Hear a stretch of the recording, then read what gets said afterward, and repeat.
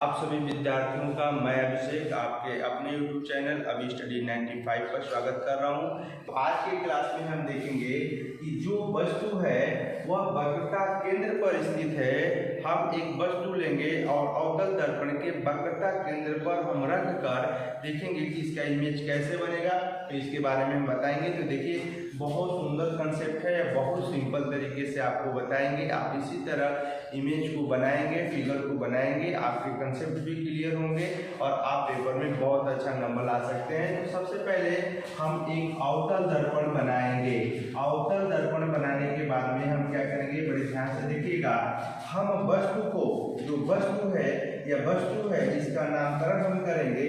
या वस्तु है, इसका नाम कुछ भी दे सकते हैं। इस वस्तु का नाम आप ए और बी भी दे दीजिए, कुछ भी दे दीजिए। यह वस्तु कहाँ पर रखी है? वक्रता केंद्र पर। जैसा कि यहाँ पर लिखा है कि जो वस्तु है उसको कहाँ पर रखना है? वक्रता केंद्र पर। तो इस वक्रता केंद्र पर सी हमारा वक्रता केंद्र है, इस पर हम वस्तु को रख देंगे।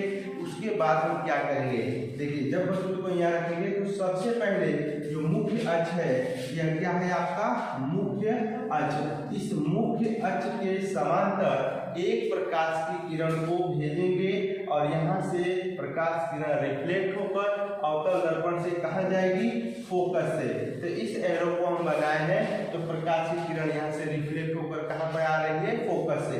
फोकस से होकर प्रकाश किरण निकल जाएगी। उसके बाद में दूसरा कंसेप्ट क्या है कि अब हम प्रकाश की किरण को कहाँ से भेजेंगे? फोकस से। तो रिफ्लेक्ट होकर अवतल दर्पण से मुख्य अक्ष के यह प्रकाश की किरण समांतर हो जाएगी। तो पहली वाली जो प्रकाश की किरण फोकस से आ रही थी और दूसरी प्रकाश की किरण रिफ्लेक्ट होकर फोकस से मुख्य अक्ष के समांतर जो हो रही थी, यह एक दूसरे को यहाँ पर काट रही है ए डैश पे। और जहां पर ये काटेंगी वहीं पर हमारा बनेगा इमेज। क्या बनेगा? यहीं पर हमारा बनेगा इमेज। तो यहीं पर प्रतिबिंब का निर्माण होगा। अब देखिए, यह फिगर बनके तैयार हो गया। इसके बारे में आपको 2-4 पॉइंट लिखना है। जो फिगर आपने बनाया इसके बारे में लिखना है। तो कैसे लिखेंगे? हम प्रतिबिंब के बारे में सारी बात को लिख रहे हैं। तो सब जो प्रतिबिंब बनेगा वो कैसा बनेगा? वास्तविक। हम प्रतिबिंब के बारे में बता रहे हैं, इस बात को ध्यान रखिएगा, वास्तविक बनेगा। अब दूसरी बात आती है कि कहाँ पर बनेगा? तो वक्रता केंद्र पर बनेगा। देखिए, ये सी है ना, तो प्रतिबिंब कहाँ पर बन रहा है? इसी पे बन रहा है। तो ये हमारा इमेज है, यहीं पर बन रहा है। कहाँ पर? वक्रता केंद्र पर। तो दूसरा पॉइंट भी क्लियर हो गया।